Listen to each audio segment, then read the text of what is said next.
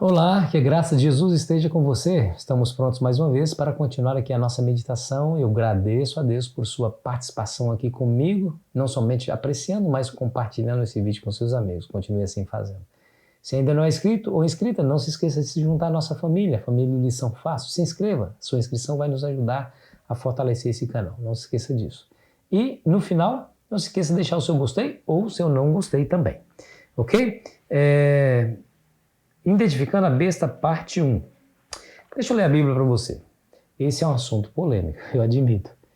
Eu não tenho intenção nenhuma de ferir a fé de ninguém, viu? Eu só quero estudar a Bíblia. Vamos decifrar o que a Bíblia diz. Se está escrito, se chegou até nós, é porque Deus quer que a gente saiba desses assuntos. Apesar de que, às vezes, nós estudarmos a Bíblia, ela vai nos confrontar com nossas próprias crenças, né? O que eu acredito, o que eu acredito não é tão importante, mas é o que a Bíblia ensina. Se eu acredito no que a Bíblia ensina, eu estou no caminho certo. Agora, se a minha crença entra em choque com a Bíblia, eu preciso avaliar minhas próprias crenças. Então, por essa razão, nós vamos estudar o tema de hoje. Identificando a besta, parte 1. Deixa eu ler para você Apocalipse 13, versículo 1 em diante, que diz assim, o versículo 1 e 2. Vi emergir do mar uma besta que tinha 10 chifres e 7 cabeças, e sobre os chifres 10 diademas, e sobre as cabeças nomes de blasfêmia. A besta que vi era semelhante ao leopardo, com pés como de urso, uma boca como de leão. E deu-lhe o dragão o seu poder, seu trono e grande autoridade. Que coisa, né?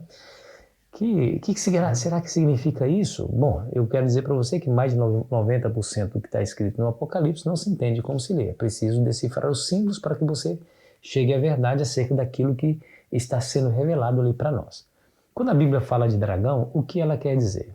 Bom, eu não preciso inventar nada, porque a própria Bíblia dá o significado dos símbolos. Capítulo 12, versículo 9 de Apocalipse nos mostra quem é o dragão. E foi expulso o grande dragão, a antiga serpente, que se chama Diabo e Satanás. Então, quando a Bíblia fala sobre dragão, está falando sobre o diabo. Aqui, e o que significa besta, né? Besta é um animal. E esse animal era totalmente diferente dos demais animais que haviam sobre a terra, porque ele tinha 7 cabeças, tinha 10 chifres, tinha boca como de leão, como de urso, né? É isso? Deixa eu ver aqui a decifração aqui, ou a designação. Era semelhante ao leopardo, que tinha pés como de urso, boca como de leão. Né? Aí, tá vendo? Semelhante ao leopardo, pés como de urso e boca como de leão. Então é um animal estranho, é uma mistura de vários animais, né? Imagina, quantas cabeças? 7, olha só.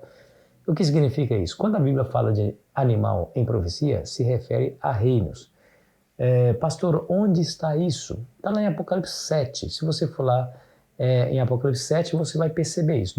Deixa eu achar o texto aqui. Eu vou cortar o vídeo agora aqui só para me mostrar, porque não estava no script aqui para me falar sobre esse assunto, mas eu gostaria de ler para você. Capítulo 7 de Daniel.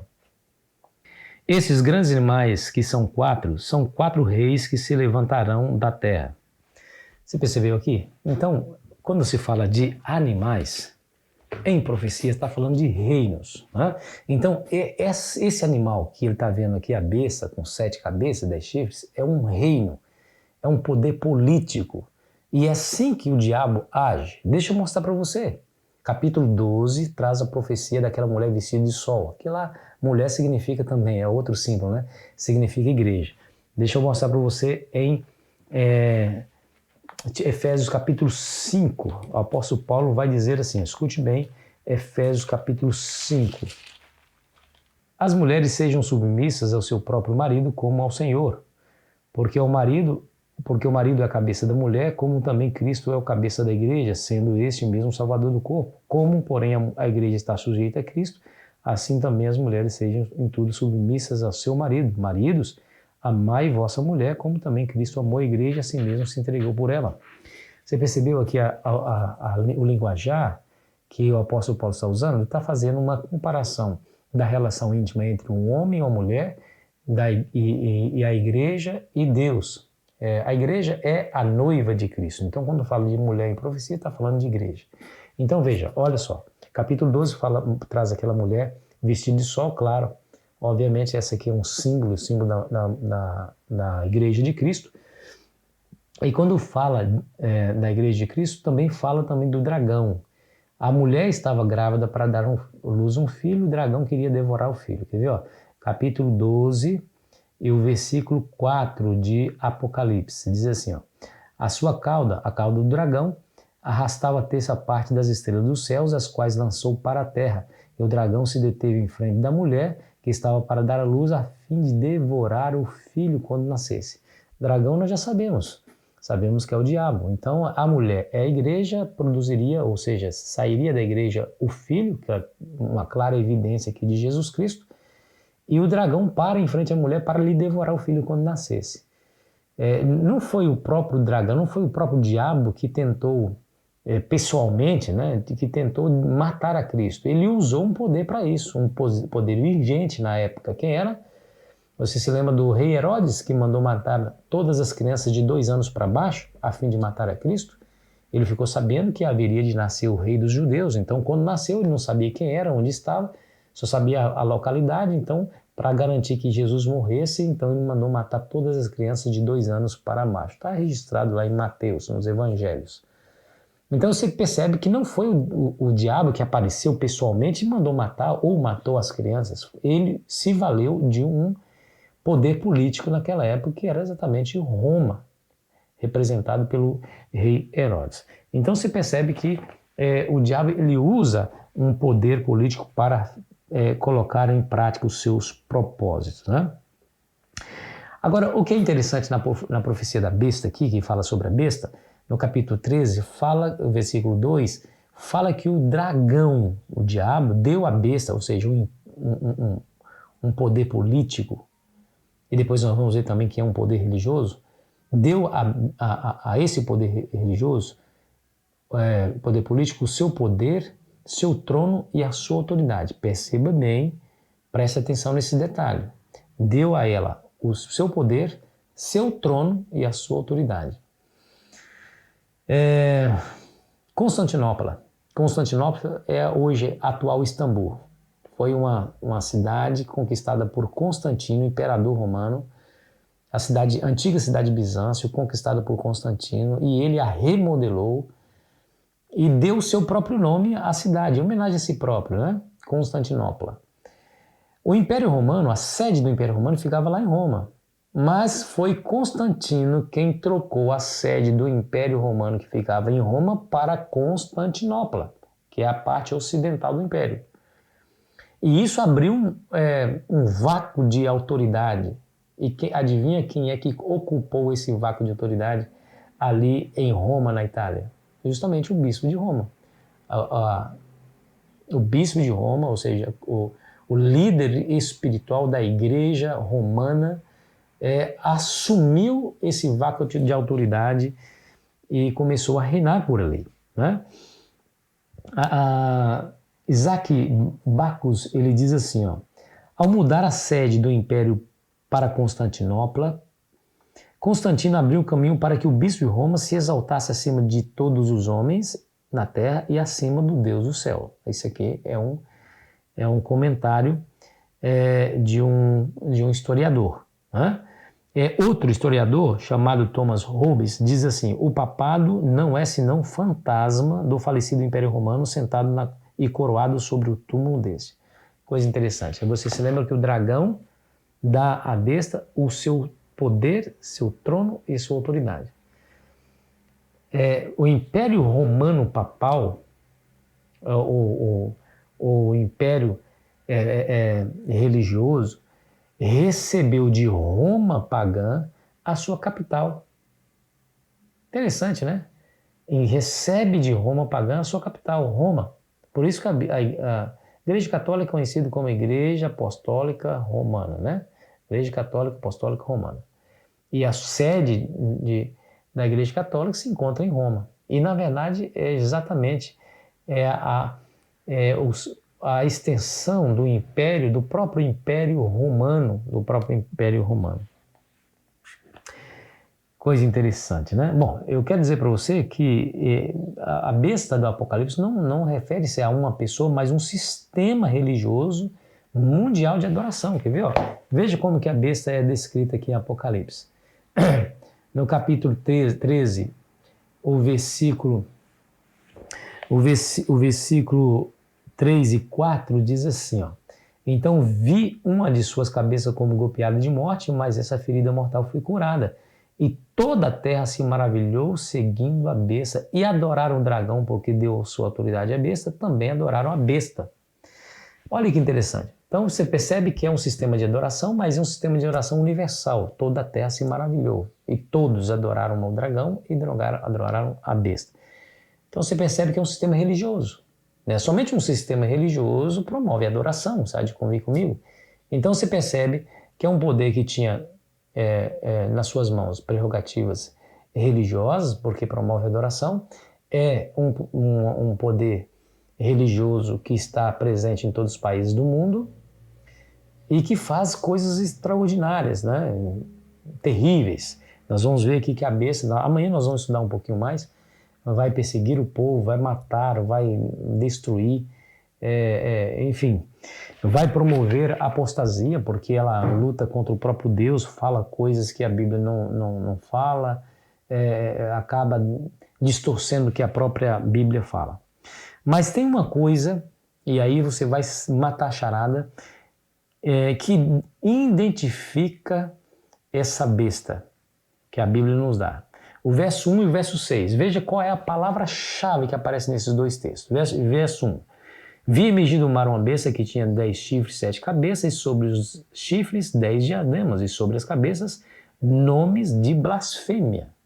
Nomes de blasfêmia. Veja o verso 6. O verso 6 diz assim, ó. E abriu a boca em blasfêmias contra Deus para lhe difamar o nome e difamar o tabernáculo, a saber os que habitam no céu. Blasfêmia. Mas, pastor, o que é blasfêmia? Bom, a Bíblia dá duas características para a blasfêmia. A primeira é um homem, sendo um ser humano, pecador, se dizer ser Deus. E segundo, tomar para si a prerrogativa de perdoar pecados. Jesus foi acusado de blasfêmia pelos fariseus. Você se lembra? Vamos ler a Bíblia? Lá em João capítulo 10, versículo 33, nos é dito assim. Responderam-lhe os judeus, não é por boa obra que te apedrejamos, e sim por causa da blasfêmia, pois sendo tu homem, te fazes Deus a ti mesmo. Olha aí que interessante.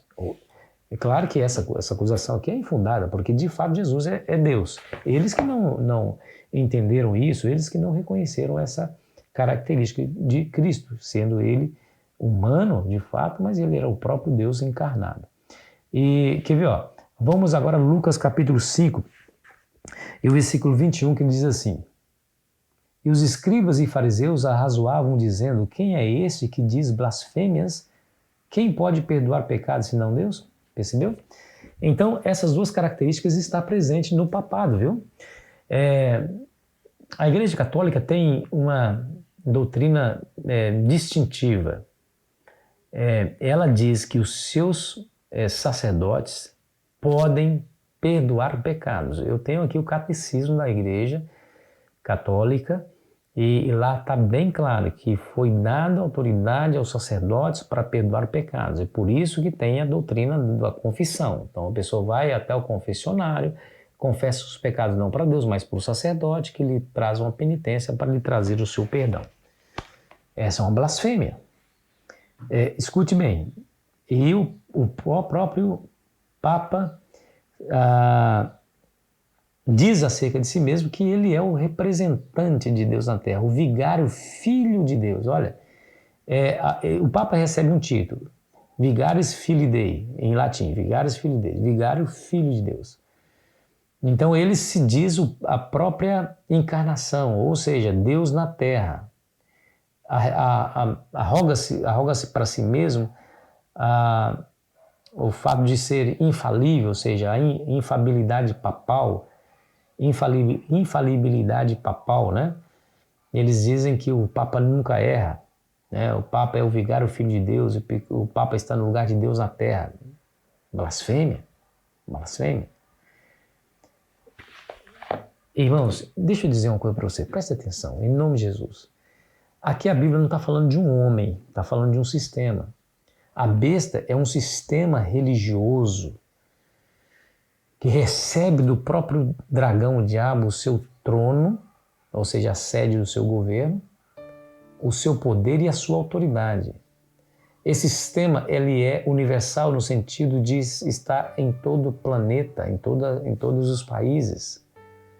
E diz a Bíblia que o mundo inteiro se maravilharam ou se maravilhou perante a besta e adoraram o dragão que deu autoridade à besta e adoraram a própria besta. Então, a Bíblia, quando revela essas coisas, ela revela para nos mostrar que Deus não vai deixar na escuridão os seus servos. O que vai acontecer de maneira universal, que impacte tremendamente o mundo, que muda a história do mundo, isso é produto da profecia. Deus vai revelar isso na profecia. Você se lembra de Amós, capítulo 3, versículo 7? Deus não fará coisa alguma sem antes revelar os seus segredos aos seus servos, os profetas. Aquilo que impacta o mundo inteiro é produto da profecia. Amanhã nós vamos estudar um pouquinho mais acerca desse assunto. Saiba que Deus pede para você e para mim que nós estudemos esse assunto para que nós possamos também estar preparados para os grandes eventos finais. Ore comigo. Pai, nos ajude a compreender esse tema. Nos ajude a que a nossa mente se abra, se ilumine para esse conhecimento em nome de Jesus. Amém. Foi muito bom estar com você. Amanhã continuaremos a nossa jornada. Aproveite bem aí o seu dia.